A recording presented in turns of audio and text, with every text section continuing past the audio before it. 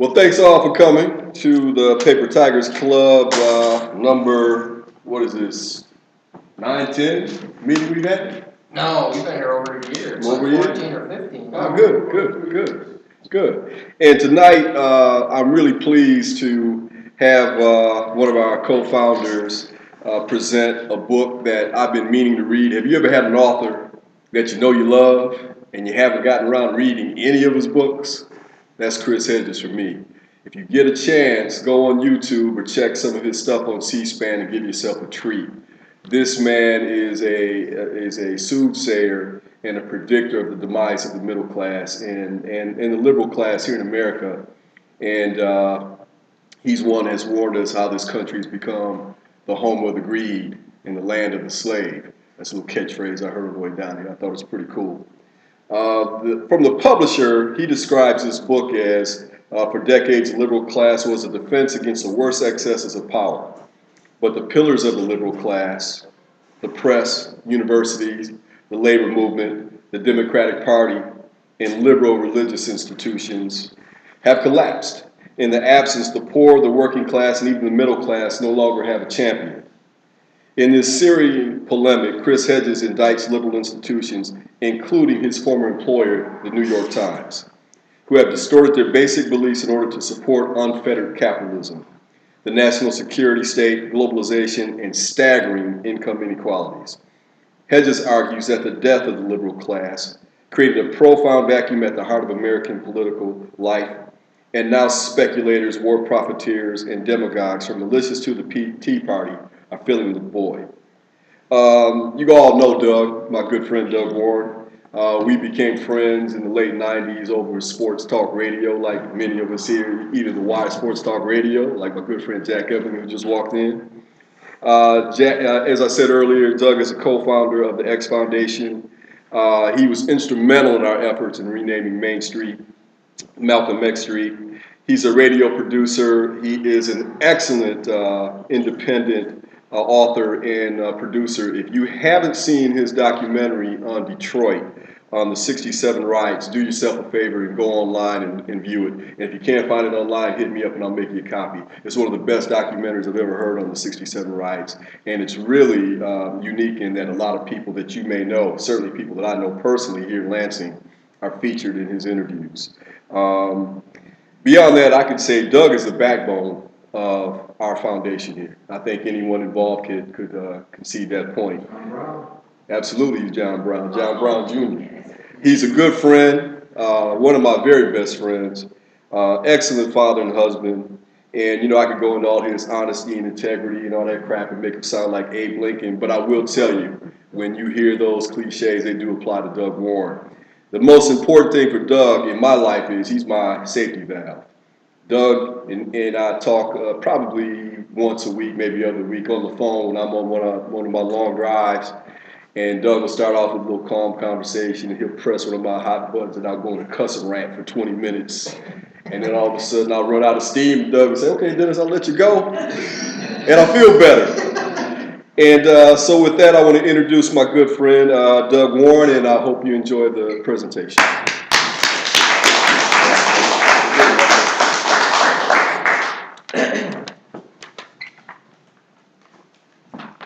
Thank you, Dennis. Take your pen now. Yeah, okay. Thanks. Thanks to all of you for showing up. There are a few new people here tonight, so we always like to see the new faces. A couple that we've met before but have never met in person, so glad to see everybody here. Chris Hedges, to me, is he's the greatest writer of sociology and of the state of the American experience that there is alive today. He ranks up there with de Tocqueville and Mark Twain, and just he's outstanding. And this book here is one of my favorites, but he's got 5 or 6 other ones that are nice and short like this, but they go right to the point, they cut right to the heart. And he's a guy who spent 20 years as a foreign correspondent in Central America, in the Middle East. He speaks Arabic. He's the son of a New York minister. He was born in upstate New York. I think his father was a Presbyterian minister. I might be wrong on that, but in one of his speeches online about this book from 2010 is when the book was released. He talks about how his father had 5 different churches in their community that he was the leader of, and he consolidated them into 3. And he on every Sunday he would go give 3 different sermons at every church, and Chris would go with him.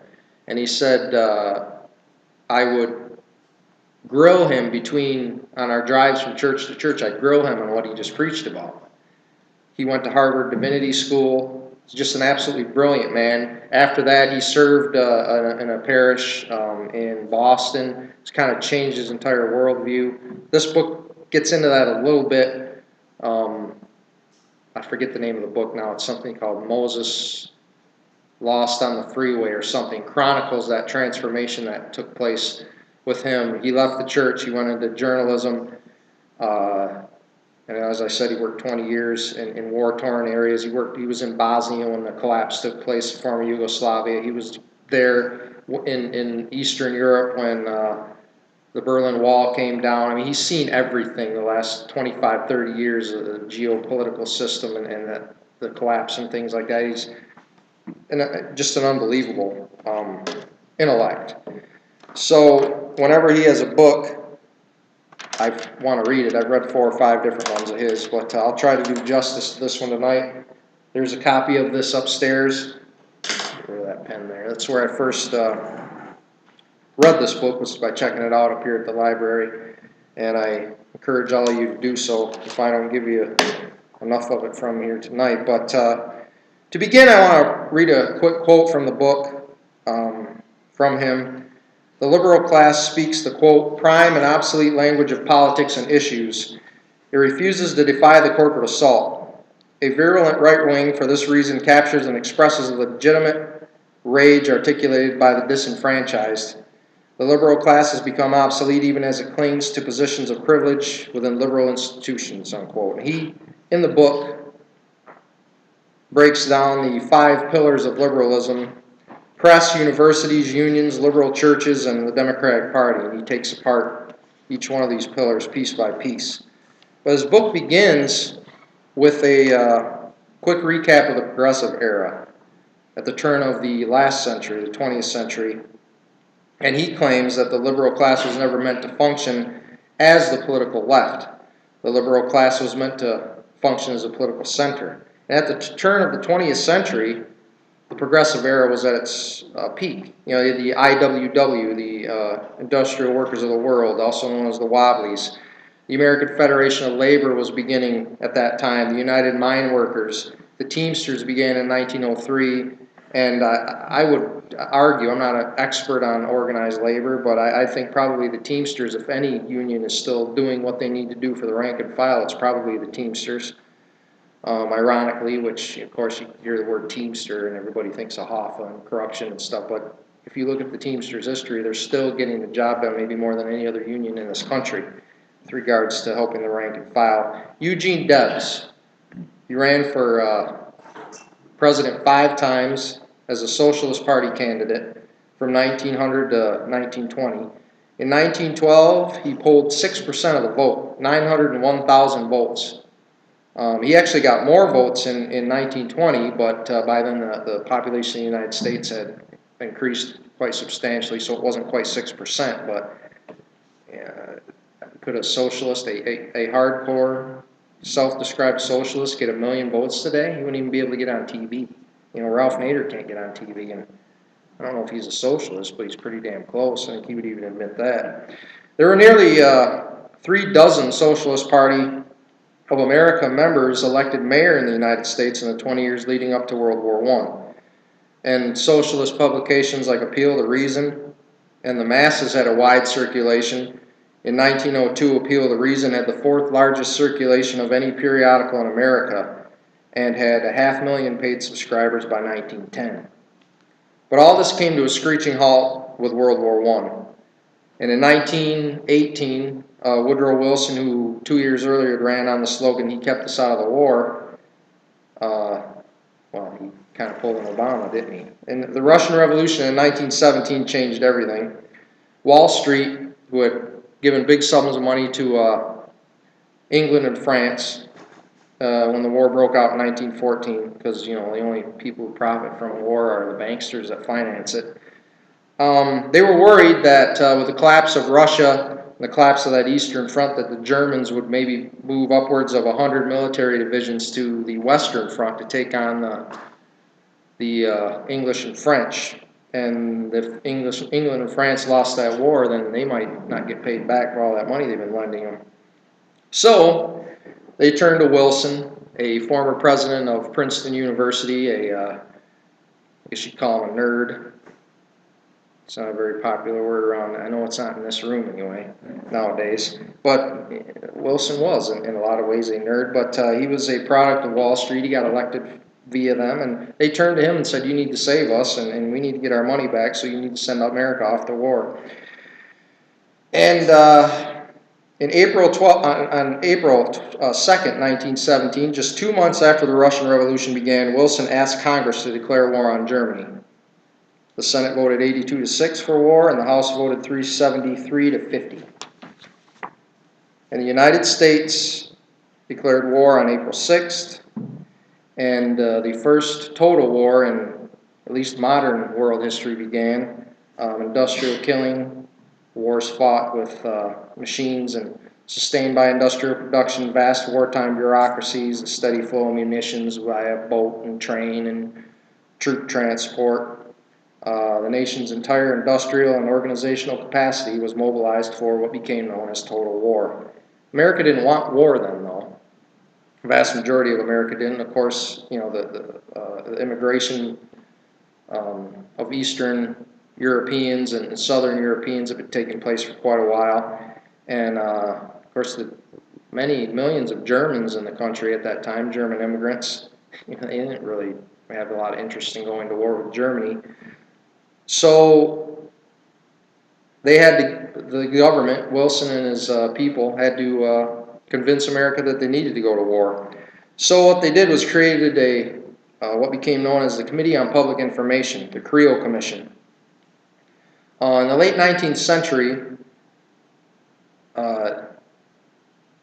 psychologists like Laban and Trotter, Graham Wallace, and of course Sigmund Freud began to study mass psychology, and Hedges writes about Freud in particular, quote, he discovered that the manipulation of powerful myths and images playing to subconscious fears and desires could lead men and women to embrace their own subjugation and even self-destruction. And the Committee on Public Information went to work on that fact. 3 people involved in the Committee on Public Information I'll mention at this time. Arthur Bullard was a journalist and former history student of Wilson's at Princeton, and he had traveled to Russia in 1906 as a Collier's correspondent. And the reason he did was, to quote him, to see how well the Russian troops could succeed in suppressing a revolutionary movement by sheer terrorism. This was when the Tsar was still in power in 1906. I'm convinced that they cannot do it. The indiscriminate executions, floggings, and burnings have only poured oil on the fire. Does that remind anybody of Vietnam or Iraq, or maybe what's going on in Gaza? World War I was viewed by many Americans as being pushed down the throat by the banksters and the industrialists, and Bullard felt the heavy censorship and secrecy laws advocated by Wilson at the beginning would backfire. So, another quote from Bullard, truth and falsehood are arbitrary terms. The force of an idea lies in its inspirational value. It matters very little whether it is true or false. Maybe particular networks where they kind of operate by that principle today, but we all know who you might be referring to. Walter Lippmann is another one who was involved with the Committee on Public Information. And in the build-up to this movement, to the CPI, Lippmann wrote to the president telling him that the war needed to be sold to the public by fostering a, quote, healthy public opinion, unquote. So 1 week after Congress declared war on Germany, the Committee on Public Information was created. George Creel was named the head of the committee, and he was born in Virginia in 1876, came from a fiercely loyal Confederate family, and was a longtime journalist in Kansas City, New York. And under Creel's direction, the CPI created 37 distinct divisions, most notably the Division of Pictorial Publicity, the 4-Minute Men Division, the News Division, and the Censorship Board. And the Pictorial Publicity Board was staffed by hundreds of the nation's most talented artists. It created over 1,000 designs for paintings, posters, etc. Does anybody remember it's a poster of a woman sinking, drowning. Bubbles are floating up, and she's holding her baby as they're sinking to the bottom of the sea. It was to propagandize the Lusitania sinking. You can go on the internet probably and find it like that. But I saw that years ago, and it always stuck with me. That was part of the division of pictorial publicity. The 4-Minute Men division, roughly 75,000 civilian volunteers, spoke to 314 million people over the span of 18 months on topics assigned by the CPI, like the draft, rationing, bond drives, victory gardens, etc. The guidelines set forth by Creel directed the volunteers to fill their speeches with facts and appeals to emotions to bolster public support for the war. The News Division and Censorship Committee, they were able to control the flow of official war information. I mean, it's become second hat now to the government nowadays. And all activities of the CPI ceased on November 12th, 1918, the day after, Armistice Day. I always find it funny that they call it Veterans Day now instead of Armistice Day. It's a little bit difference in the terminology. Armistice Day means you're not supposed to fight. Is that kind of right? Do I kind of have that? Yeah. They don't want you to think about armistice anymore. They want you to just honor the veterans as the war machine ticks on. The efforts of the CPI were regarded as the greatest public relations effort in history up to its time. Such a massive, offensive, and multifaceted campaign had never been undertaken before. And it had a profound effect on the field of public relations for the next 100 years. Well, it's 90 years roughly now, 95. The efforts of the CPI, many of the 20th century's most influential public relations practitioners were trained under Creel on the committee, including the fourth name I wanted to bring up quickly, Edward Bernays. We've talked about him before here. But along with the CPI, the government went to work on war dissenters. And the IWW, the International Workers of the World, were in the crosshairs very quickly. Frank Little, the IWW's most outspoken war opponent, was lynched in Butte, Montana in August 1917, just 4 months after the war had been declared. And the Espionage Act of 1917, which was passed on June 15th, was put into full effect once the war was declared. The Department of Justice raided 48 IWW meeting halls on September 5th, 1917. And they proceeded to arrest 165 IWW members for violating the Espionage Act. In 1919, the courts came in. The Supreme Court ruled that the act did not violate the freedom of speech of those convicted under its provisions. Surprise, surprise. The injustice system of the United States reared its ugly head. Eugene Debs was a victim of this as well. A speech in Canton, Ohio on June 16, 1918, denouncing American participation led to his second arrest. He was convicted under the act and sentenced to a term of 10 years. Upon his conviction, the Washington Post wrote, quote, Debs is a public menace and the country will be better off with him behind bars. A guy who got 1 million votes for president more than once, close to 1 million more than once, was a public menace because, well, he didn't want he didn't want us to go to war for the bankers. In 1920, Debs, as I said, ran for president the final time, received 3.4% of the votes, but still over 900,000. President Harding commuted Debs' sentence in 1921, maybe the only good thing Harding did, quite frankly. But Debs would be dead within 5 years. He was a broken man by that point. Interesting aside, we're going to talk about Walter Reuther a little later. In the couple books I've read about Reuther, one of the turning points in his young life was when he went with his father, who was a devout socialist, an organizer of the brewery workers in West Virginia where they grew up when he was a kid. They went and visited him in federal prison during this time, and Reuther was struck by the fact that it was the only time he ever seen his dad cry. But we'll talk about Reuther a little bit later. Aside from Eugene Debs, many others were charged under the Espionage Act, a couple in particular, including a Wisconsin U.S. Congressman and Socialist Party member Victor Berger, but others charged under the act since World War II, Julius and Ethel Rosenberg, Daniel Ellsberg, Bradley Manning, and Edward Snowden. It hasn't been used too often, but it's being used more often today than any other time, maybe except World War I. Yeah, we'll talk about that in the discussion portion, I'm sure. In his 1928 book, Propaganda, Bernays remembered the success of their wartime efforts. Quote, "It opened the eyes of the intelligent few in all departments of life to the possibilities of regimenting the human mind. It was only natural that intelligent persons should ask themselves," notice the intelligent persons. He's not referring to the rank and file, that's for sure. Intelligent persons should ask themselves whether it was not possible to apply a similar technique to the problems of peace. Very interesting quote. Immediately after World War I, as Hedges talks about in his speeches and in the book, the dreaded Hun, the German, was quickly replaced by the dreaded Bolshevik, the Red.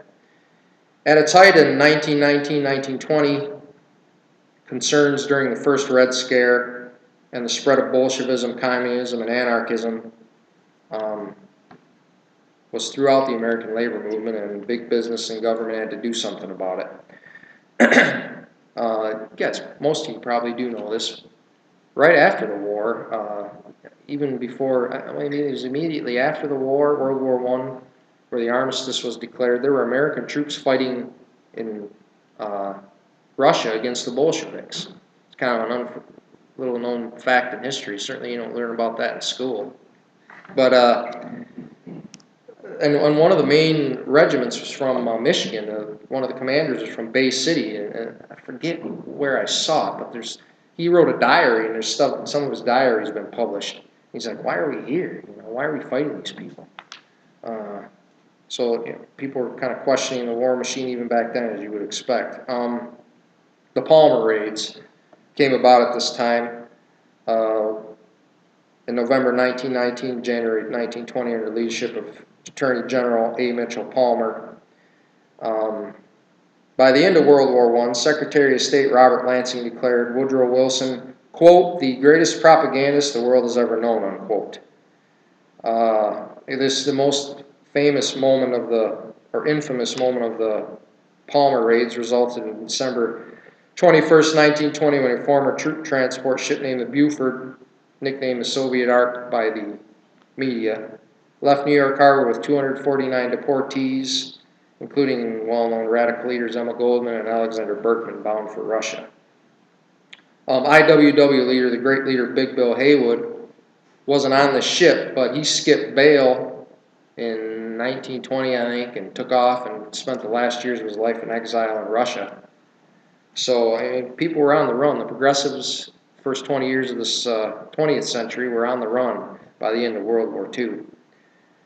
Hedges, quote, "No other president in American history did more damage to the independence and freedom of the press or set back the cause of social reform than Wilson. The mass propaganda established during the war, which included journalists, entertainers, artists, and novelists, became the motto for 20th century corporate and governmental advertising and publicity," unquote. So I'll skip ahead to the Great Depression and New Deal, because I don't want to be all depressing here. A lot of good stuff, as we've talked about many times, came about as a result of the New Deal. The Banking Act of 1933, better known as Glass-Steagall. Public Works Administration, 1933. Also the CCC, the Civilian Conservation Corps, and the Tennessee Valley Authority all came about in 1933. And it didn't come about just because FDR was elected. It came about because people were pissed off and they were in the streets. As Hedges talks about all the time, he talks about at the end of his book in the solutions section, things don't happen at the ballot box, and he claims it's not going to happen at the ballot box this time. You got to get out. You got to get out in the street, and you got to scare the hell out of the establishment. He says that, we've said this before too, the last real liberal, Chris Hedges. He said we don't have any alternative at this point except to have mass movements and civil disobedience and those kinds of things. It's not going to change at the ballot box. The current president we have is a prime example of why it will not change. But these things, the achievements of the New Deal happened because people were upset and they were out in the street. And they scared the hell out of the establishment. And Hedges claims that the last liberal president we really had was Nixon, because he was the last one that was afraid of liberals. Passed the Clean Water Act and OSHA and all different kinds of things. Many of that stuff written by Ralph Nader. EPA. Yeah, the EPA, yeah, all that kind of stuff. You know, Nixon was, he might have been paranoid and a little more than a little crazy, but he was scared of liberals, so he wasn't all bad. Give him a little break. We don't give him any breaks here, I know, but we'll do that tonight. Maybe the greatest, in my opinion, advance of the New Deal, well, Social Security was pretty big, I'm not taking anything away from that. The National Labor Relations Act of 1935 was a major breakthrough for the working class. It guaranteed basic rights of private sector employees to organize into trade unions and engage in collective bargaining, take collective action, including strikes if necessary. It also created the National Labor Relations Board, etc. The act, of course, as many of you know, was bitterly opposed by the Republican Party and business groups. The American Liberty League viewed it as a threat to freedom and engaged in a campaign of opposition to the order. This campaign was continued until the National Labor Relations Act was found constitutional by the Supreme Court in 1937. That kind of shut them up for a little while. They went underground, and they'll come back later, as you'll hear in the presentation as we go on. Skipping ahead for a moment to the McCarthy era, we'll bounce around a little bit here as we go.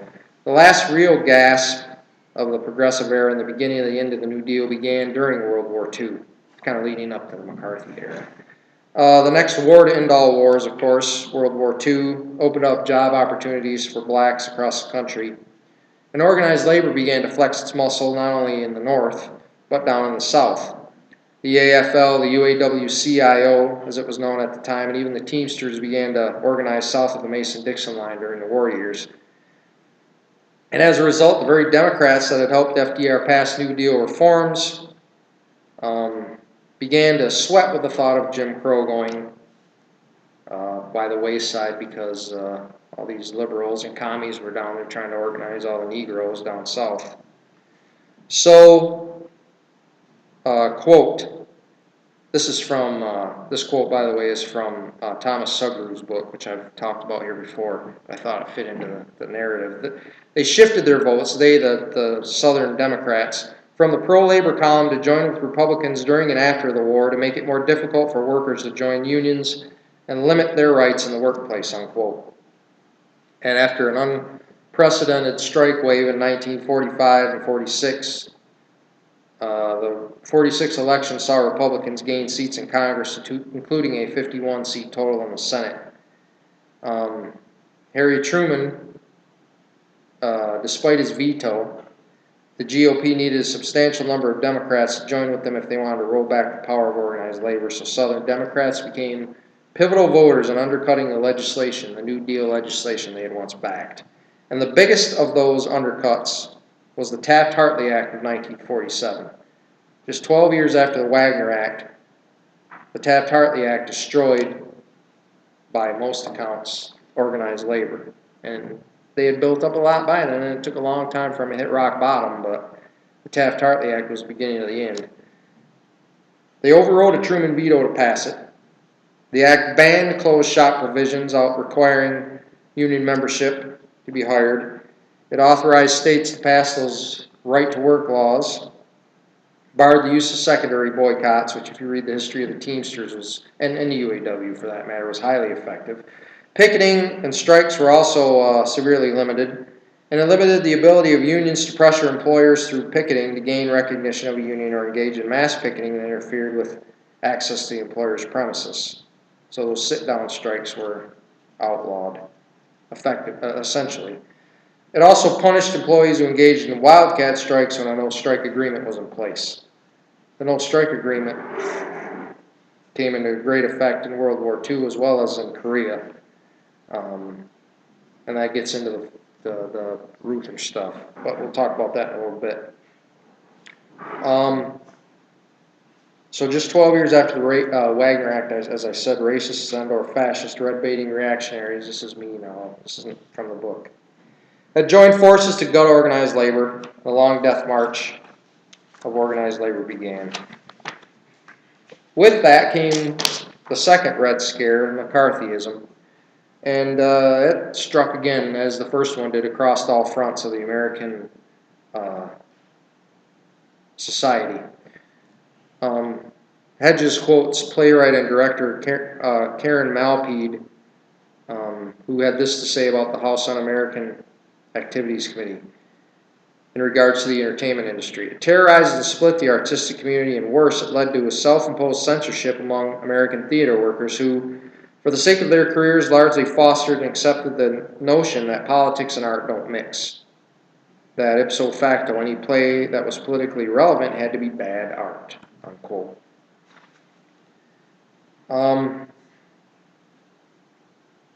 By 1942, the Communist Party in Michigan was averaging 39 black recruits a month, new black recruits.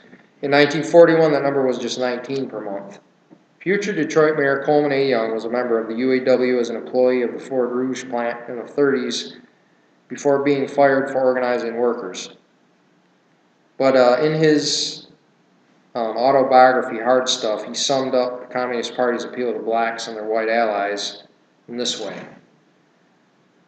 Quote, the reality of the day was that anyone who took an active interest in the plight of black people was naturally drawn toward the Communist Party. Not as a member necessarily, but at least as a friend and ally, owning to the fact that communists historically had been out in front in the struggle for civil rights. The prevailing paranoia about communism was consequently translated into a paranoia about civil rights. Although in retrospect it is difficult to say which was the predominant phobia. It seemed that government was unable to make any distinction between civil rights and communism, and by extension, between civil rights and subversion. As a result, the operative federal credo was the paradoxical and alarmingly unconstitutional notion that the struggle for equality was inherently un-American. It was impossible for a black person to avoid the communist label as long as he or she advocated civil rights with any degree of vigor. By the standard of Congress and the Justice Department, the two were married, unquote. And I've been a big fan of Coleman Young, especially over the last recent few years. I've studied the man. Growing up in the Christian Reformed right-wing gulag of West Michigan, didn't hear too many good things about Coleman Young growing up. He was a crazy Negro in Detroit. Didn't often hear the word Negro. I heard something a little bit more, well, you know what I'm talking about. But anyway, Coleman Young is, you know, I don't know, might be the only guy around who's got the color of my skin who defends the guy nowadays, but he was a hell of a man. And his book, if you haven't read it, go check that thing out too. I think it's upstairs as well, Hard Stuff. It's a very funny read and entertaining, if anything, but that's one of the best quotes from the book. The end of World War II meant that the emerging military-industrial complex needed a new boogeyman, and of course, now that the Nazis and Japanese were gone, they pulled the red out of the bullpen, and McCarthyism and the Red Scare and all that began to infiltrate, take over really the American society, and the biggest victim of this, aside from the entertainment industry, was the organized labor movement.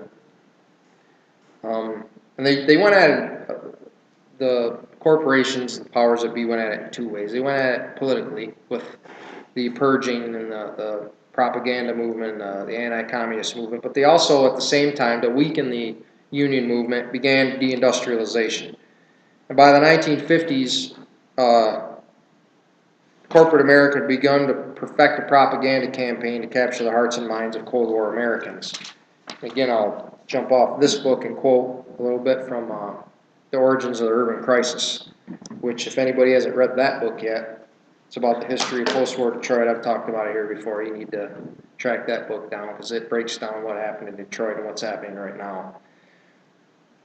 Quote, the trend against trend against structural understanding of poverty and unemployment was reinforced by the work of industrial psychologists and manpower experts who stressed the importance of individual skills in the workplace.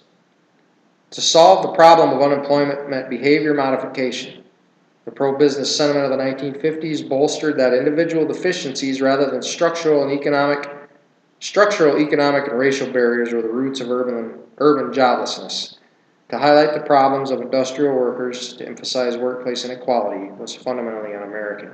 It's at what Coleman Young was saying as well. It's related to that. Sugru continues, quote, by the 1950s, under the leadership of Walter Reuther, the UAW was increasingly unwilling to challenge corporate leadership openly on controversial issues such as plant location and discriminatory hiring policy. The reluctance of the UAW International and most of the other unions to challenge sacrosanct business practices limited the possibilities of resistance to deindustrialization. Hedges writes that the McCarthy era purges were, quote, done with the collaboration of the liberal class. These purges proved useful to the most ambitious and often the most morally suspect people within liberal institutions, especially to those who wanted to dispose of rivals, unquote. And I mean, to me, if you read the history of the UAW in the 40s and into the 50s, the ascendancy of Walter Reuther kind of fits that description. I know Walter Reuther is considered a great man in many ways, and he was. Now, you don't have the UAW without the Reuther brothers. You don't have the sit-down strikes and everything else, but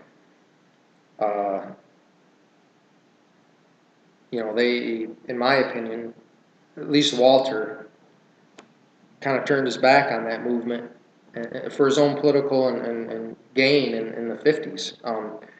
With this Red Scare, he sided with the government, he sided with big business, and the left, the real left, who communists and socialists, who John L. Lewis hired and brought them into the UAW in the late 30s because he knew these people could get people organized and onto the UAW rolls.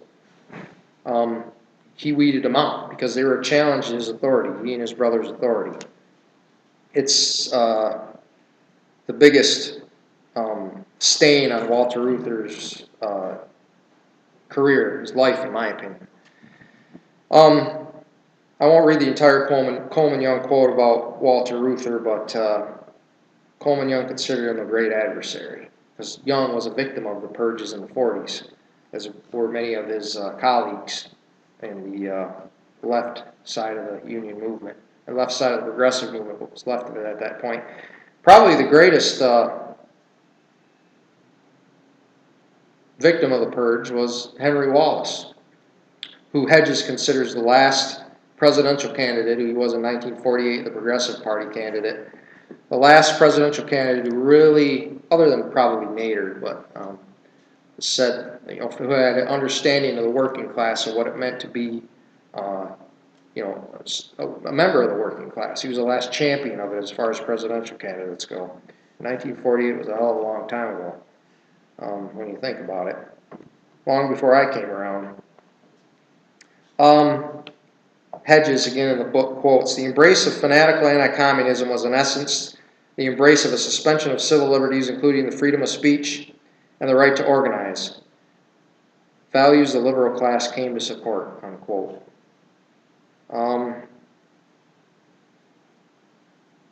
He has so many interesting quotes and subtext to his books and his speeches and stuff when he talks about his different books. He's always bringing up, he does deep research, which comes from his journalistic background and just as he's a natural deep thinker. He quotes in the book somebody by the name of Irving Howe, who wrote a book called The Age of Conformity in 1954. I just want to read the quote to you. Quote, the idea of intellectual vocation, the idea of a life dedicated to values that cannot possibly be realized by commercial civilization has gradually lost its allure. And it is this, rather than the abandonment of a particular program, which constitutes our route. I'm speaking of the liberal class. Everything today, and it began in the 50s, really, maybe, and Hedges would argue it began after World War I, that the commodification, the commercialization of the United States And the American dream began at that time. And I mean now, I mean shit, they got a price tag on everything. Price tag on people. You know, people, this was 3-4 years ago, Obama was first elected, there's that conspiracy theory about death panels. Well, when you look at the health care bill, written by fascist corporate insurance companies, shoved down the throats of Americans, you know, Hedges talks about this. Insurance companies now are legally allowed to, I'll paraphrase what he says, they're legally allowed to let children die because they don't want to provide them health care, while their parents frantically bankrupt themselves to try to save them. That's a death panel. I mean, you might not call it that, but that's what it is, as far as I'm concerned. And, you know, this is called Obamacare. Well, it's not Obamacare. It's called Obamacare to divide and conquer the electorate. It's fascist corporate health care. It's not left or right. It's corporate. It's corporations against the people. And I talk about that all the time. I know I don't really think I piss anybody off in this room about it. Go ahead. So who's coining that phrase Obamacare? Is it the people behind Obama or the people against Obama? Usually people against them. You know, it's like they used to call it Hillary Care. When it's based on Romney's plan when he was governor of Massachusetts. It's basically a carbon copy of that. They called it Romney Care. The people that were campaigning against him, you know, for the Republican nomination, it's just a kabuki theater, these presidential elections at this point. And he got it from the Heritage Foundation. Yeah. Right. It's a giant shell game. But the bottom line is the insurance companies write the bill, and they get all the money for it. This isn't a government plan. It's mandating we buy private insurance or the IRS is going to confiscate our wages, man. It's fascism. Corporation, the merging of the corporation and the state. And to further bolster your position, this is a kabuki theater thing. Yeah. Candidate Obama, you know, ran on health care that was predicated on the public out. He said it was the only fair way to do it. It was the only universal way to do it. It was the most cost-effective way. Once he became president, he backed off that without a moment's notice. No negotiations, no discussion. He went right to Romney Care's model. Now, you can say that was pragmatism, that he knew that the single-payer option would never fly, but he had millions of Americans who wanted it, but we never got a chance even to debate it. And to me, that seems like it was a preconceived notion that he could move to the right position. Yeah. He has on so many others.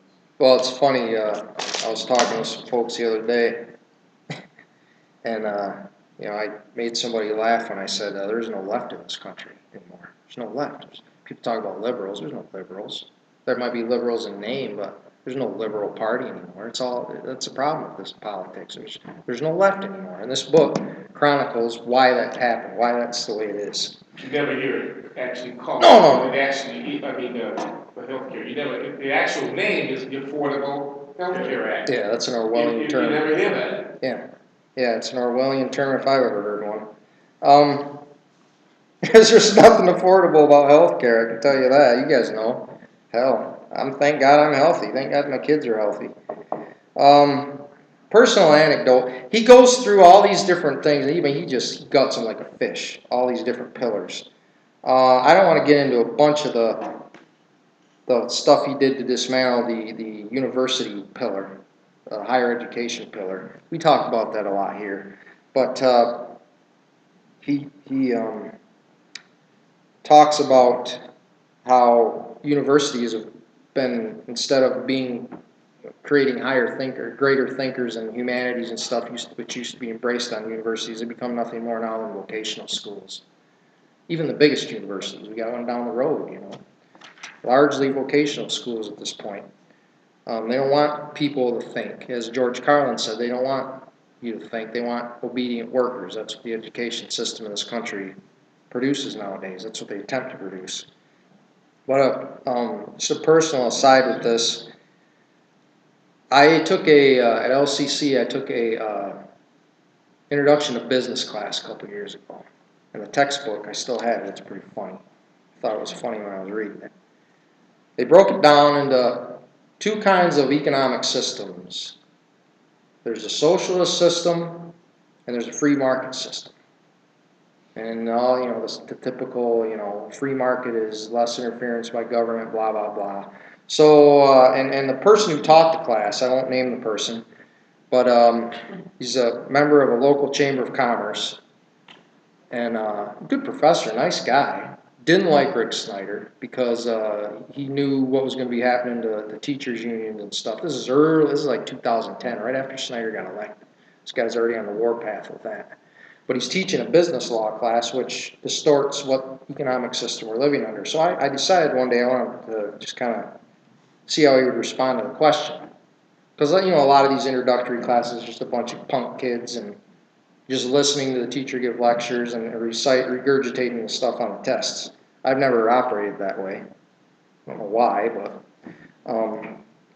even when I was in high school, I knew it was bullshit, a lot of the stuff we were being taught.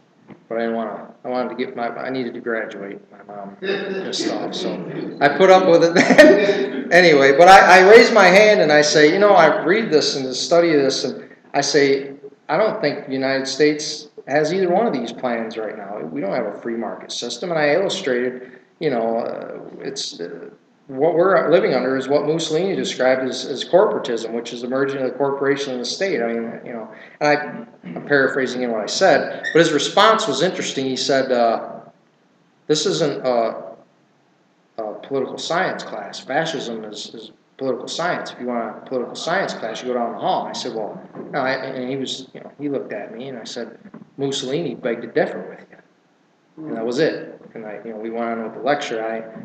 You know, I mean, the guy was a fine professor. I got an A and stuff, but he was just teaching bullshit in that regard. What did you get for a grade? I got an A. But I just it was like a personal test. I wanted to see what kind of response the guy would give.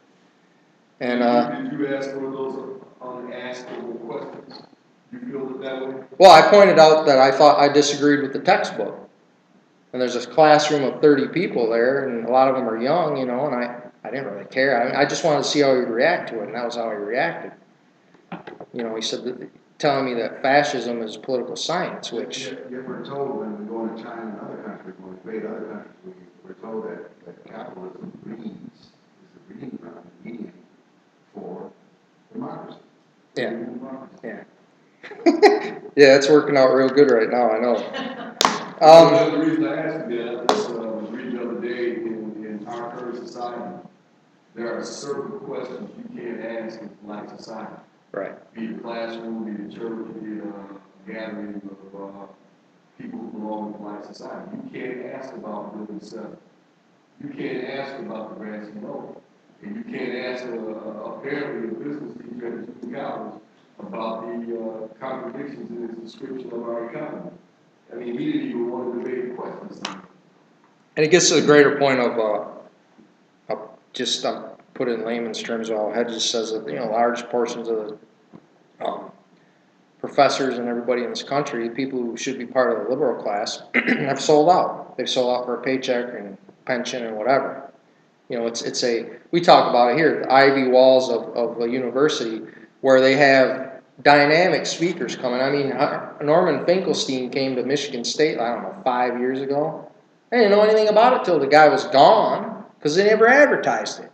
You know, when he's on campus somewhere, I don't know how many people showed up, but if there's somebody that want to hear talk, I mean, he's on a handful of people. But you never hear about that stuff when these people come to town. You know, unless you know somebody or on the right mailing list or email list or something. They don't want average people going to hear a guy like that. They want to keep it in the little box of the university system, you know, where everybody gets together and backslap and have a circle jerk for a couple hours and then let the guy go by away and write him a check, you know. It's a bunch of... With all due respect, we hear a lot about athletics. Oh, yeah. Right. I mean, it's a bread and circus thing. You're not going to get an argument from me on that.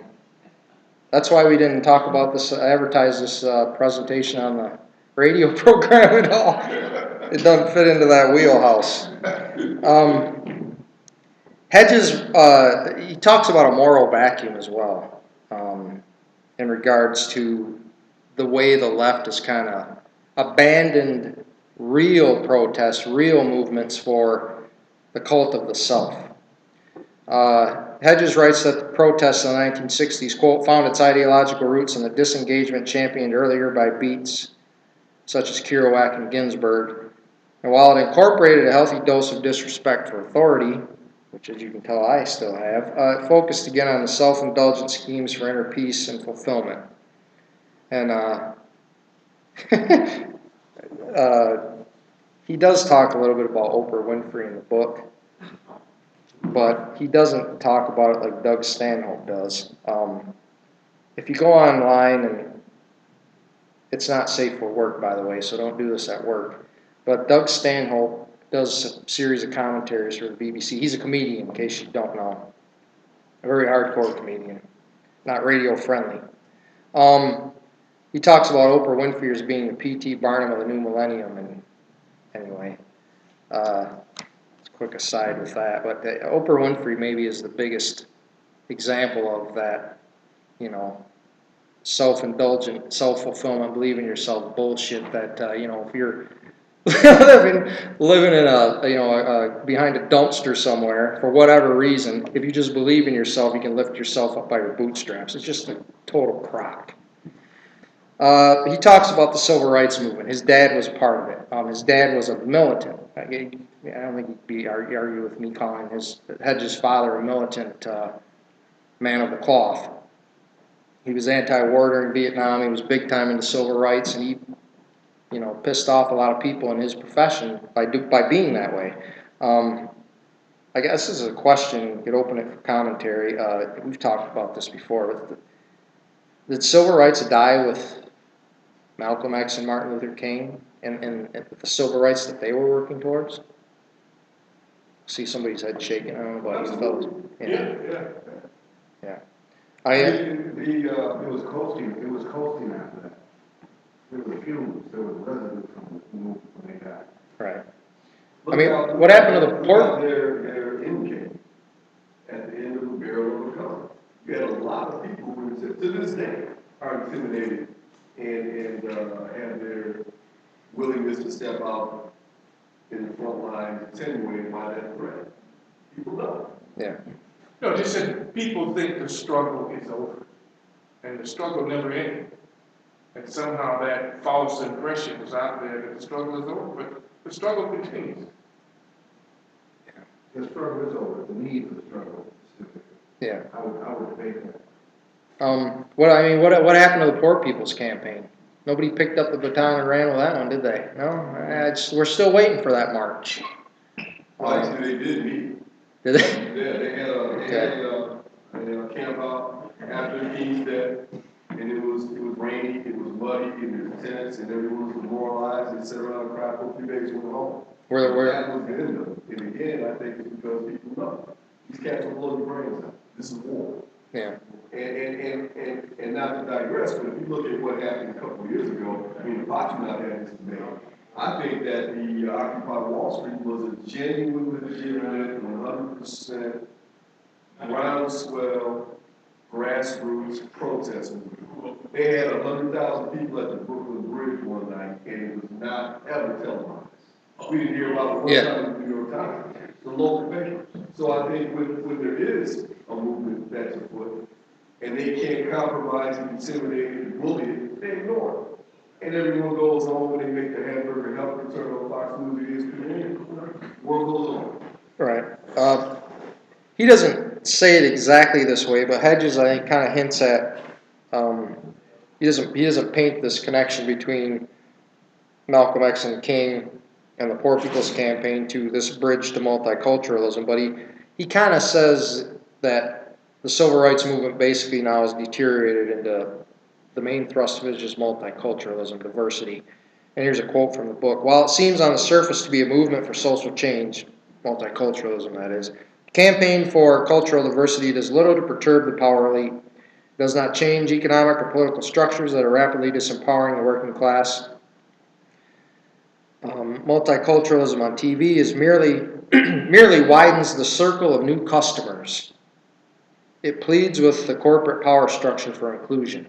I thought the merely widens the circle of new customers was just, you know, hit you right in the gut. You're like, yeah, they're just doing this to get more customers. And he points out the Bennington ads where they have HIV positive people in these ads to essentially attract new customers, new customer base.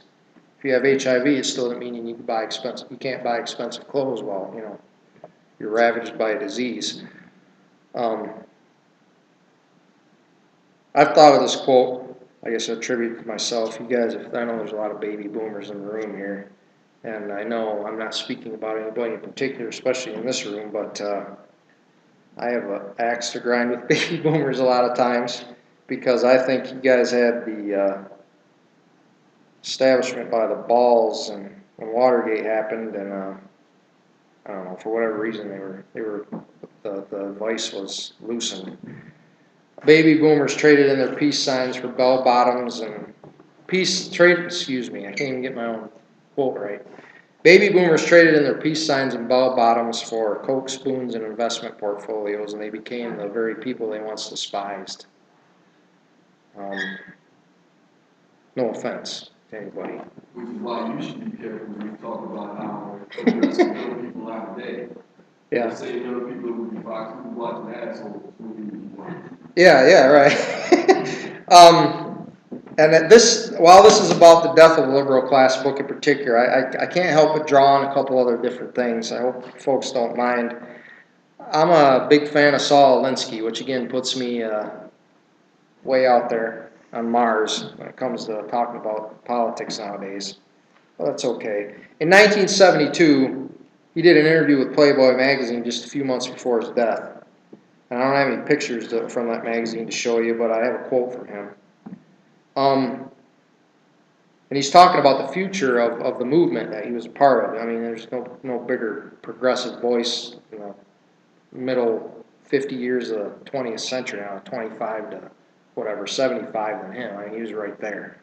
Again, it's something you never ever hear about in school. His Rules for Radicals was never on a reading list of books when I was in school. I don't know about any of you where you went to school, but it's another book I recommend. Hope somebody's keeping track of all these. The quote is, "The middle class actually feels more defeated and lost today on a wide range of issues than the poor do." And this is in 1972 again. "This creates a situation that is supercharged with both opportunity and danger. There is a second revolution seething beneath the surface of middle class America, the revolution of a bewildered, frightened, and as yet inarticulate group of desperate people groping for alternatives, for hope. Their fears and their frustrations over their impotence can turn into political paranoia and demonize them, driving them to the right, making them ripe for the plucking by some guy on horseback, promising a return to the vanished verities of yesterday. The right would give them scapegoats for their misery, blacks, hippies, communists, and if it wins, this country will become the first totalitarian state with a national anthem celebrating the land of the free and the home of the brave," unquote. When I read this for the first time, the guy on horseback, who's anybody think like I did? Who do they think of? No, the guy that invaded Cuba, Puerto Rico. This is he said it in 1972. Dennis, we talked about this before, so he got the answer. Did anybody else think of Reagan when they thought about the guy on the horseback riding in to save the day in 1980? Cadillac Queen. You remember it was what was it called? What the hell did they call those ads? The 80. I mean, I was 9 years old or 8. Morning in America. Morning in America. That's right. Yeah, wasn't that dumbass on a horse in that one too, or did that come later? All right, Reagan. Yeah, fascist corporate puppet. To quote Bill Hicks. I do a lot of quoting of comedians too. I hope you don't mind that. These are comedians that you will never see on the Tonight Show, by the way. Ever. Most of them are dead now too, which I guess I don't know what that says about me and my taste in comedy. Speaking of Reagan, we come to the Reagan and Poppy Bush era. And boy, wasn't that a hell of a lot of fun. Union busting, the air traffic controller strike, probably the last gasp of organized labor in this country, if they had any breath left at that point. Why was there no general strike when he fired all the air traffic controllers? I don't know. Looking back now, I was just a kid. I remember hearing about it on TV. These greedy air traffic controllers are going to cause planes to crash. Mighty Reagan the superhero, has to fire these guys to save America. The Mujahideen, Al-Qaeda, Osama bin Laden. This is probably where I'm going to start ranting, so I kind of get off script here. But this is my wheelhouse of history. The war on drugs, Just Say No, the Tokyo Rose of the war on drugs, Nancy Reagan. Everybody remember when she was on Different Strokes? With Arnold and Willis? Just say no, just say no. Telling you to just, what did you say? Oh, were you? Okay. Oh, that doesn't surprise me. Just say no. Nancy Reagan's telling Arnold and Willis to just say no while her husband and Poppy Bush are beginning their Iran-Contra death squads and drug running. I always thought that was kind of funny. Funny in a not funny way, if you get my drift. Welfare mothers, crack babies, that's the Reagan propaganda. Wall Street. Ironically, the movie that was directed by Oliver Stone, I think he was doing it kind of as a commentary to wake people up, but Gordon Gekko saying greed is good.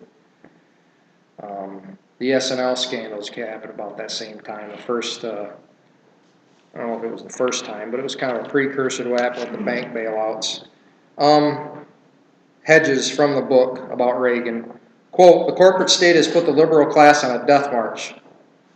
Reagan put the corporate state, geez, hold on.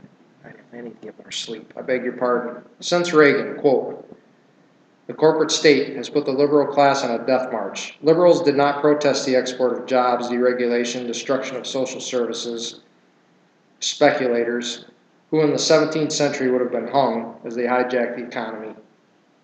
Liberals retreated into atrophied institutions, hope I'm pronouncing that right, busied themselves with the boutique activism of political correctness. That it did so with almost no protest exposed its moral bankruptcy, unquote. This guy's a hell of a writer, man. You gotta read these books. If I could write like that, Jack might be working for me, man. He probably, I don't know if he'd tell you that or not, but anyway. Cops, the TV show Cops, it's still on, right? They aren't just reruns they're showing, they're just still original episodes, TV show on Cops. My kids like the theme song. It is catchy. But that came along at a time in the late 80s, so Fox TV, surprise, surprise, a primer, I think, for the militarization of the police state that we see today. That 25 years ago Cops started, getting you ready for, if you do something wrong, a SWAT team's going to come kick your door in and drag you off to jail and confiscate your stuff. I remember one episode where the sheriff is on, or whatever, the deputy, he's on the phone calling the guy who owns the house and say, yeah, we're here, we're taking all your stuff, hope you, have fun, whatever, and we'll catch up to you later. The guy wasn't even there, they just take all his stuff. It's on, they make a TV show out of that stuff. And then, of course, we get to the war on drugs, which again was ramped up under Nixon. And we've talked about here many times. Apache did a great presentation on Michelle Alexander's book, The New Jim Crow. But Hedges quotes a friend of his, American poet Yusef Kumanyaka, who says the cell block has replaced the auction block. And, I asked earlier if the civil rights movement died with Malcolm and King. And I would agree, too, that it did, if some of you did. But, I don't find it a coincidence that when those guys died, they ramped up the war on drugs to lock up any future Malcolms and Martins before they were able to get their feet underneath them. Then we come to the first black president, William Mena Clinton. I call him Mena because of Mena, Arkansas. If you know the Iran-Contra story, just look up Bill Clinton and Mena, Arkansas, and you'll get the scoop on that. Hedges calls Clinton the greatest traitor to the working class that the Democratic Party ever produced. I would agree with that. Why? Because of NAFTA, 1994. There's a YouTube video. I never saw this until a couple years ago. Boy, it made me mad. It was when NAFTA was signed. They brought all the living presidents except for Reagan, whose brains were too scrambled to show up. But they brought Ford, Carter, Poppy. No, Nixon wasn't there either. He must have been hanging out with Satan or something. I don't know. Carter was there too.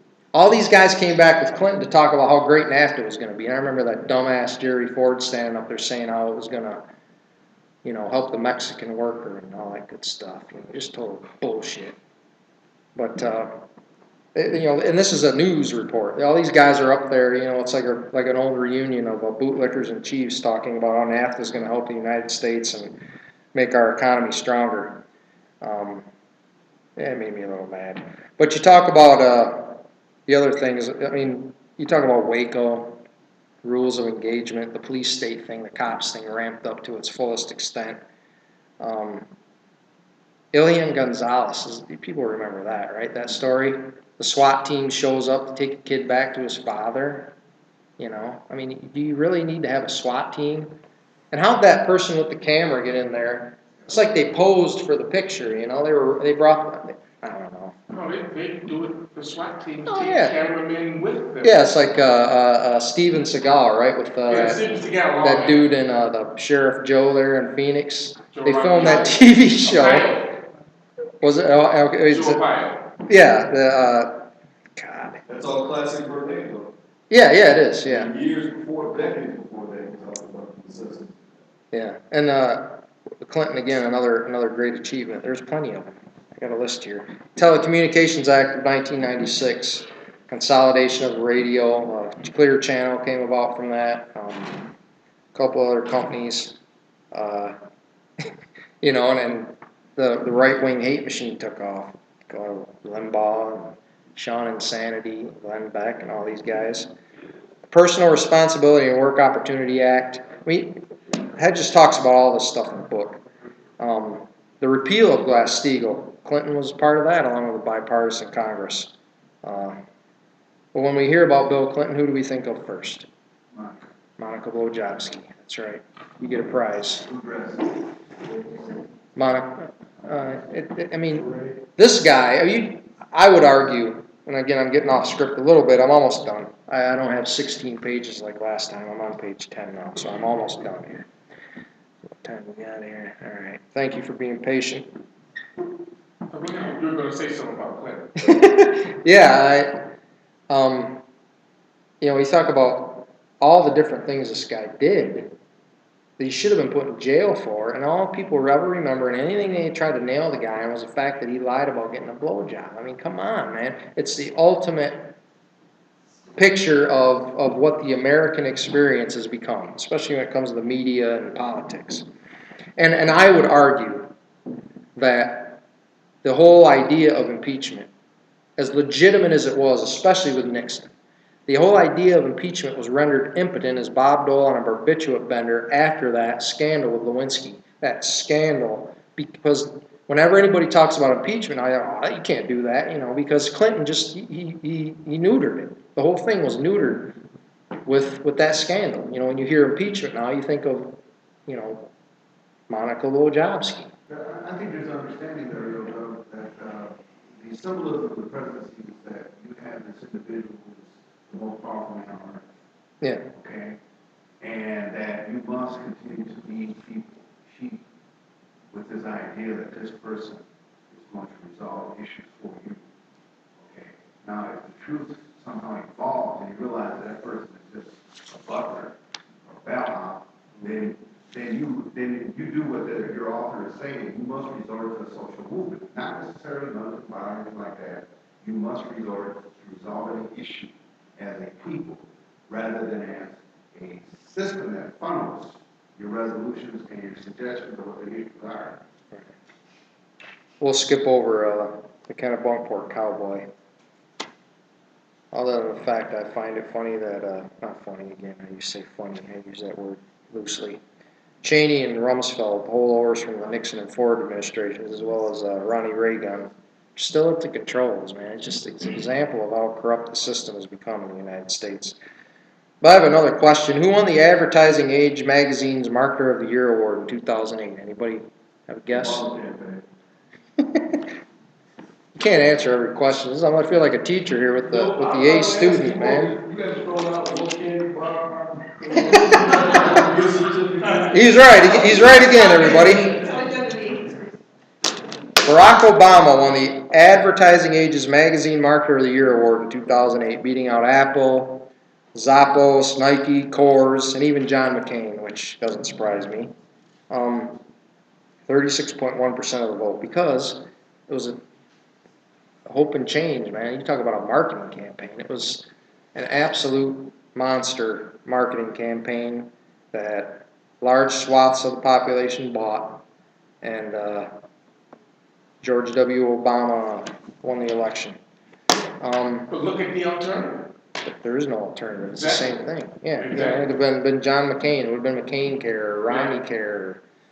You know, we would have bought, maybe we would, the only difference, maybe we would have invaded Iran by now, because McCain seemed to be And excited about that. Syria and, Yeah. and everything else in there. Yeah, but of course we know that there's been a lot of blowback, pushback against the current president recently, last couple of years. Glenn Ford calls him the more effective evil. Not the actor, by the way. Black Agenda reports Glenn Ford. Let's not get that confused.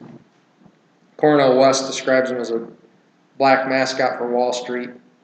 I like to give him kudos for winning the 2009 Nobel Death Prize, but again, that's my sense of humor. The Hope and Change brand and face, who is currently overseeing, America's new brand and leading the invasion of Africa, the recolonization of Africa. But in this book, and I'll wrap it up with this, there's a term called inverted totalitarianism that Hedges has been talking about for a long time. It comes from a political philosopher named Sheldon Wolin. And the book is very hard to get now. It's very expensive. I don't remember the name of the book offhand, but if you Google Sheldon Wolin and inverted totalitarianism, there's a book that Hedges just pumps all the time. And it describes the emerging form of government in the United States, being a system that is driven by ideology of the cost-effective, by the material rather than the ideal. And according to Wolin, there are three main ways which inverted totalitarianism is the inverted form of classical totalitarianism. And he uses Nazi Germany as the prime example to contrast the two, or to explain the difference. Number one, in Nazi Germany, the state dominated economic actors. In inverted totalitarianism, corporations, through political contributions and lobbying, dominate the U.S. With the government acting as a servant of large corporations, this is considered normal rather than corruption. And I guess there's no better example maybe of that than Citizens United. Citizens United, the Supreme Court ruling. Number two, while the Nazi regime aimed at constant political mobilization of the population, Nuremberg rallies, Hitler Youth, and so on, inverted totalitarianism aims for the mass of the population to be in a persistent state of political apathy. The only type of political activity expected or desired from the citizenry is voting. Low electoral turnouts are favorably received as an indication that the bulk of the population has given up hope that the government will ever help them. And number three, while the Nazis openly mocked democracy, the United States maintains the conceit that it is the model of democracy for the whole world. And this is a quote from the book. Inverted totalitarianism reverses things. It's all politics all of the time, but a politics largely untempered by the political. Party squabbles are occasionally on public display. A frantic and continuous politics among party factions, interest groups, competing corporate powers, and rival media concerns, and there is, of course, the culminating moment of national elections when the attention of the nation is required to make a choice of personalities rather than a choice between alternatives. What is absent is the commitment to finding where the common good lies amidst a welter of well-financed, highly organized, single-minded interests, rapidly seeking governmental factors and overwhelming the practices of representative government and public administration by a sea of cash. Every 4 years, usually, we hear about, from the various political candidates, be they presidential or otherwise, are you better off than you were 4 years ago? I always like to, well, the last election kind of made me come up with this question. Are you better off than you were 20 years ago if everybody would have voted for Ross Perot? I mean, Ross Perot, again, I didn't vote for the guy. I voted for Bush in that election because I was still under the influence of the right-wing gulag there in West Michigan. I was a young man. I was misguided. But what would it be? One thing we would have had if we had all voted for Perot, or at least the majority of us, is we wouldn't have had NAFTA. I mean, that crazy son of a bitch from Arkansas with the funny ears was telling us there's a giant sucking sound of jobs. What would have happened if we had 8 years of Perot, 8 more years of Ralph Nader? Everybody, not everybody, people want to blame Ralph Nader to this day for costing Gore the election. He didn't cost him anything. If you'd have voted for Nader, you wouldn't have had everything you got since then. You wouldn't have had the war on terror. You wouldn't have had the deregulation of the financial sector, turning it into a casino capitalist orgy. You wouldn't have had the collapse of Wall Street. You probably wouldn't have had the General Motors, the big three, the big two of the big three bankruptcies. You wouldn't have had a plethora of things if Nader would have been president. But Nader can't even get on TV anymore. In the book, there's a big section about Nader, about I.F. Stone, about Finkelstein's mentioned, Noam Chomsky's mentioned. These champions who have been ousted. Hedges talks about these guys as examples who have been ostracized from any type of real influence, at least on the mass scale, because of their views. The fact that they will not bow and be part of the liberal class, which really doesn't exist anymore. What would happen if we would have just stopped voting for these guys a long time ago, these two parties, and started voting for people who actually cared? That's my answer. People talking, oh, you're better off than 4 years ago. Just bring up Perot and Nader and ask them that, and they look at you like a dog that's just been shown a card trick. Kind of stumps them. But this was a little bit rambling, and I apologize for that. I hope we enjoyed it. Hope you enjoyed it. I know I did, and maybe next time I do it, it'll be a little bit better, but I appreciate it. If we have questions or comments or anything, as always, thank you. I didn't break 90 minutes again, so that was good. When was that published? 2010. Yep. Death of the Liberal Class by Chris Hedges. What's that?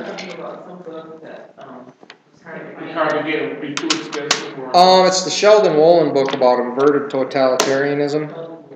I've seen copies of it, but it's kind of, I guess it's getting popular probably because he's pumping it all the time. It's hard to, you can find copies, but they're a little more pricey. Hey, Doug, I heard Hedges being interviewed mentioned I.F. Stone.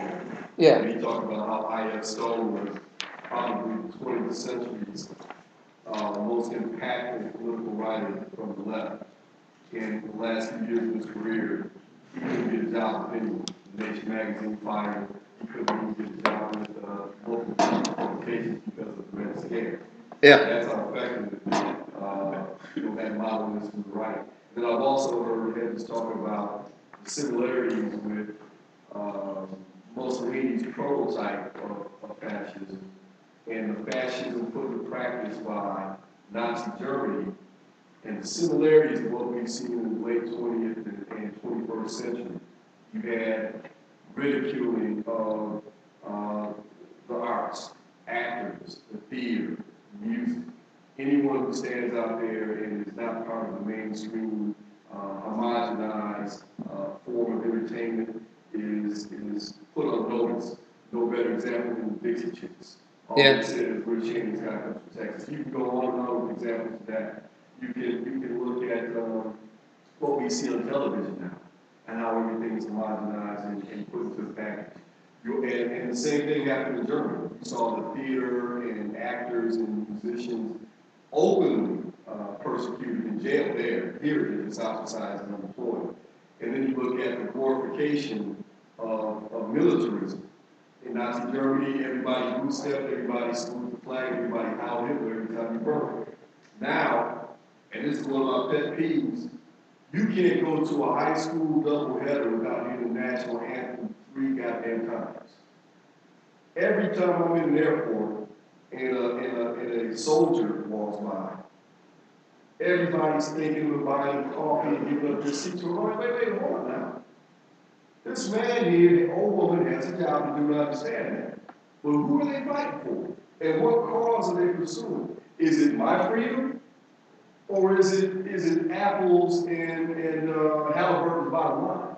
I mean, let's be real about this. And that's the same motivation behind what we saw in Nazi Germany. I think if people just read a little bit of their own history and took the blinders off, we would have a lot more impotence to do something about what we have going on around us right now, which is corporatism, a nice way of saying things. Yeah. I got a couple questions. Before I go to that, a couple things you said. You know, I really get upset when people refer to Chomsky and Baumgartner as revolutionaries and people who have been damaged as a result of their coming forward and so forth. You know, those cats made a lot of money off that revolutionary rhetoric. They had very stable jobs. Okay, they had incredible followings. So they were paid to play that role. On the other hand, when you got people who need farm workers, when you got people who need rent strikes and so forth, people disappear. So the idea that these cats have suffered irreparable damage, I would challenge that. I don't consider them as heroes. Especially people like Chomsky. Intelligent, yes, read stuff, incredibly impressive, so forth, but you know what? You can always fall back. Yeah, he was. Well. Yeah. So I think we need to be a little bit more critical and discriminatory in who we designate as heroes and revolutionaries. But when I first heard about your topic, and I think you mentioned it over the phone, what you were talking about, the word liberalism really turned me on. I want to get to that. I want to know your definition of liberalism. I want to know the author's definition of liberalism. But first I want to talk about my stereotypical development, evolution of liberalism. Rush Limbaugh refers to liberals as primarily whites who are weak, timid, guilt-ridden, idealistic, et cetera, et cetera, et cetera. When Dukakis ran for the presidency, he backed off from that word when they asked him if he was a liberal. Okay. And when I was 16 years old, starting when I was 16 years old, maybe 15, I was breaking rules, throwing firearms, going inside people's heads in response to racism that I endured, okay, along with other members of my community and so forth. We were angry, we were vengeful, we had no avenue, no vehicle to turn to express our response to injustices on a daily basis, et cetera, et cetera, et cetera. My stereotypical image of liberal is a white person whose glossary is different from that of conservatives. Because the reality is I don't see them getting past racism. Okay? So what am I? I would think that the word liberal comes from the Latin word liber, free. So am I a liberal when I take to the streets? No. And that's the only vehicle I got. That's my question. No, I mean, I quite honestly would agree with a lot of what Limbaugh says are liberals today in the traditional, in the contemporary context. And Hedges talks about this. He said it's all empty rhetoric. They're all talk. They're nothing more than talk. And the current president's a prime example. He can talk all through the campaign about how he's going to close Guantanamo Bay and he's going to, pull back the violation of civil liberties in the police state that happened in 8 years under Bush. He didn't do any of it. He just continued the same programs while talking about how he cares and there's hope and change and everything like that. There's no liberal class in this country. I mean, the Democrats are on the right. The Democratic Party's on the right, and the Republican Party's on the far right. There's no left anymore. Was there ever a liberal class Yeah. There was in the progressive era, When you talk about prior to World War I, when yeah. you talk about the unions, and you talk about all these other entities who were fighting off the establishment or trying to get representation, union representation, better jobs, better health conditions, et cetera, et cetera, et cetera. These were primarily structured, governed by white people, for white people. Now, there was some trickle-down effect for people of color, benefited somewhat, but they were just guilty of segregated neighborhoods, segregated churches, segregated schools, racism, et cetera, et cetera, et cetera. So how can we call these people liberal, even when you say, are you better off today than you were 4 years ago? Well, you know what? You could be better off, but the world could be worse off. Yeah. As a result of our imperialistic, parasitic, and predatory relationship with the rest of the world. We talked about free trade. We know what free trade means. Free for major transnational corporations to go and just take people's shit with laws that they make independent Yeah. of law governing systems. Well, I don't think there's any question. Mark, I'm sorry, Ken, we'll get to you in just a second. Yeah, I think he asked you, how would you define it? And does it, do these labels serve any purpose at all? I would suppose I would also want a definition for conservative, if you're going to define liberalism. Forget about those that might identify themselves as liberals and conservatives. In a vacuum, how would you define liberalism? Well, I assume that it's the same as being liberal. Yeah. Or maybe more I think, anything else. Right. While we're talking about heroes, and I'm struggling with this, no, hero or traitor? well, I think it's certainly not a traitor. I wouldn't say that.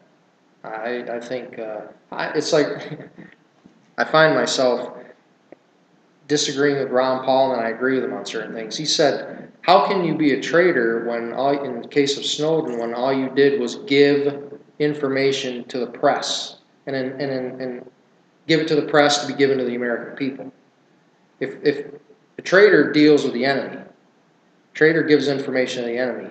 If the American people receive the information, he didn't give it to another government, he gave it to a media outlet and they put it in the paper. Well, I don't assume that he did. I don't assume that he did not negotiate with some folks. Well, what we know so far. And disclose to them some things that Right. he had not previously disclosed. But why? Well, okay, But I understand. I'm curious though, or maybe somewhere in between. If he's not a hero, and it sounds like you're hedging toward a hero. I would lean more towards that, but I think it still remains to be seen exactly. I mean, there are people who are saying this guy is it's a psyop. He's part of a psyop. I don't know if I believe that or not, but I mean, it's all big. He's doing. Back liberalism. Yeah. How would you define that? I think if somebody really believes in liberalism, they think of FDR, they think of the New Deal. If somebody wants to identify themselves as a liberal today, I mean, that's how. I wouldn't know if I'd call myself a liberal. I've been called lots of different things. Social democrat, anarchist. I mean, depends on who I'm talking to. Looks at me funny, but I think if liberalism, to me, if we're to get back to any semblance of it at all, we need to return to the New Deal, the stuff that happened with the New Deal. I mean, we have millions of people out of work. The infrastructure in this country is falling apart. Instead of blowing up brown people overseas, why don't we take that money and use it to rebuild this country and put people to work? I mean, that's what FDR did to save capitalism. I think, and Hedges quotes somebody who said this. He's done it a number of times. He said FDR's greatest accomplishment was that he saved capitalism. Because the country the people in charge were afraid that this place could turn into, the Russian Revolution if we don't give these people a little bit of something, because we got 30,000 people in Detroit in 1930 marching, organized by communists and socialists, and a rally in Cadillac Square saying, what the hell are you people going to do about what's going on in this country? I mean, that stuff was going on all over the place. Ken, sorry. Well, you just gave me a third thing. I have two things. The third thing. I think one of the issues that has always bothered me is these labels. Oh, Yeah. He's a liberal. He's a conservative. He's black. He's white. How come you just can't be Doug? Oh, I'd like to just be that. I'm a member of the human why do race. you have to go by a label? Does that make you feel better? No, that's fine. I mean, you know, people No, I'm say. not, I'm just No, I asking a know. question. No, it's a great point. But they use the labels to divide and But conquer. that's what I'm saying, this country is just stuck on these labels so they can put you on this, Yeah, circle they can around, put you on a particular, you know, just without having a discussion like we do Definition is here. not the same, you could give your definition of. Yeah, somebody else will have a different. Yeah. I mean, a conservative. I The don't know. labels just bug me, but. Right. The second thing I wanted to say, I mean, you mentioned Ralph Nader, you said he can't get on TV. Have you heard about his recent exploit? It's been in the news media lately. Maybe. He's starting a university. Oh, okay. University of Environment, University of Business, and he wants to teach, how to attack, I shouldn't say attack, wants to teach the kids how to be concerned about the environment, how to be concerned about business and the doings they're doing, but he's starting a university, so that's his latest effort. Okay. And the other point I wanted to make is you mentioned Detroit, and I'm from Detroit. I came here from Detroit in 1967. I lived through the riot, okay? And lived through watching Detroit become what it is today. And a lot of people don't recognize that they're asking the question, well, if Detroit had General Motors, they had Ford, they had Chrysler, why is it that the city, now that the auto industry is on a surge now, why is the city surging? Well, what people don't realize who are from Detroit, there's a divide in Detroit. There's 8 Mile Road.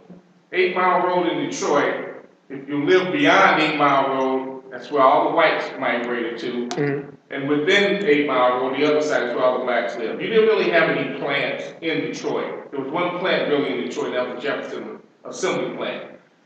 Detroit, and again, it's been quoted as saying it's the most segregated city in the country because you have that divide, and yet people look at Detroit and say, why is Detroit the way it is? Because nobody cared about Detroit. Everybody cared about the suburbs beyond 8 Mile, but nobody cared about Detroit. So that was one of those lost things in this whole issue about caring for and being involved in what's going on in the city, because the big three didn't care about Detroit. The big three cared about Detroit. They'd be doing more to help Detroit itself as opposed to just everybody else. Yeah, the deindustrialization started after World War II when the big three started moving their factories out into the suburbs or into another state. Germany or Mexico Yeah, and they did it to do two things. One was to weaken organized labor, which was so strong in Detroit, and the other one was to because they were getting tax breaks from the feds as well as the other states and stuff that they moved out of. Right, that's the other, okay, one other thing, and I'll shut up. And that's the other big myth that's permeating not only this state,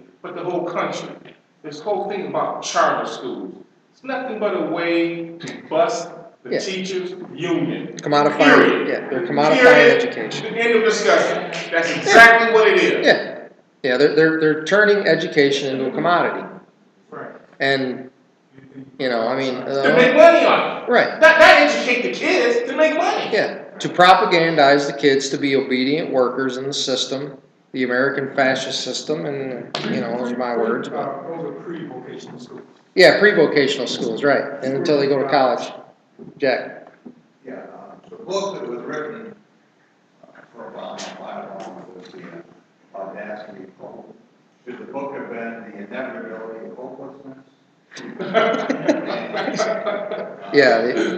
Given the enormity of racism and corporatism, knowing the kind of father you are, when you think about 30 years from now, share it in heaven, how scary is it for you that there's no chance of getting significantly better? Yeah, it's funny. My dad, when he came down to, he's 84 now, and he's still Republican. I think I've changed his mind a little bit over the last 10 years. He sees through the stuff now. I don't think he has George Bush on his wall anymore, those lithographed photographs that you get from donating to the GOP. We had a long talk. We talked about an hour one night back around Memorial Day. And normally when we would talk, we would argue about stuff. We agreed more than maybe we've ever had about what was going on in this country. But he asked me a very similar question. He's like, what do you think, what do you think's the kind of future is going to be for your kids? And You know, my grandkids and great grandkids. The guy's 84. He's going to be 84 next month, and he's got great grandkids. He goes deer hunting with out in Colorado still. So he's the most amazing man I've ever met. But again, I think I agree with Chris Hedges when he says that the only way this is going to change and get any better is if people take to the streets. And we talk about it here often, and in our discussions with a lot of you folks, private and otherwise, that people aren't hungry enough yet. And not enough bellies are empty. And I'd argue not enough white bellies are empty. You know, I mean, the reason there were 30, 50,000 people in Detroit marching in the early 30s, organized by real liberals, real leftists, communists, socialists, which largely don't exist anymore. You're more likely to find you know, I don't know, more likely to find a Martian than you'd find somebody who would admit they're a communist nowadays. Well, that's to the point, Patrick brought this up earlier, was liberal. Let's Yeah. not pretend that liberal is an illegitimate term. Fannie Lou Hamer was a liberal. Martin Luther King was a liberal. Paul Robeson was a liberal. Pullman Porter Jr. was a liberal. Women's suffrage was a liberal movement. The fight against the oligarchs at the turn of the 19th to the 20th. The abolitionists, that was a liberal movement. So let's not pretend that it's not real. It's something that's fantastic. I think the point that Hedges makes is that term has been bastardized and commodified and no longer applies to the politics we have today. But there is a need for liberalism, progressivism, whatever you want to call it. Yeah. And we need to get back to that. I think that the Occupy Wall Street movement a couple of years ago was a nascent liberal movement that got clipped and stifled at the beginning. But any movement that we've seen from the left side of the economic equation was a liberal movement, and with coalitions from groups of people like women, like blacks, like other minority groups, liberals became more of a large group than simply the labor movement or anti-oligarchs. Yeah. It's a legitimate term, and it's something we shouldn't be ashamed of. I think it's something we should be looking to bring back into power. And one last thing, Snowden is here. Snowden didn't do that for money. Snowden didn't do that for anything other than to let us know what our government was doing. So we wouldn't have to suspect it and believe that they probably were. We know they were not. Yeah, I mean, I talk to the two older kids of mine that try to answer Jack's question all the time about this. And as they're getting older, they start to ask more questions. I hope I'm being a good influence on them, but I tell them. I mean, I've taken them from time to time to protests at the Capitol and stuff, so they can just see what's going on, see what this is about, and just kind of absorb it in their own way. I try not to propagandize them too much. Their mom might disagree with me, but anyway. But I think it's just, if it's going to change, it's going to have to be like it was in the 60s or in the 30s or even in the progressive era, where people are just going to get sick of it and they're going to get out on the streets. And when mass movements of people from the grassroots go out in the streets, that's the only time anything ever changes in this country. It's been that way since the beginning. I mean, the Boston Tea Party was a grassroots mass movement. They went down there and threw a bunch of stuff and threw the tea in the water from the British East India Company. And those guys were terrorists in their day. Yeah, that Tea Party was anti-corporate. Yeah, right. That's irony, yes, on the base level. It means taxing them already. But, Jack, I'm glad you brought up the youth, though. The youth, I think we failed in this country. Our youth are too preoccupied with the next game that's coming out that they can get on their phone, or there's Facebook that they are communicating with, talking nonsense, or just stuck in these. I think the cell phone was the worst thing that ever happened to this country. Seriously. Yeah. I mean, although it's a great technological device, it has just corrupted the youth, because the youth think that that's life now.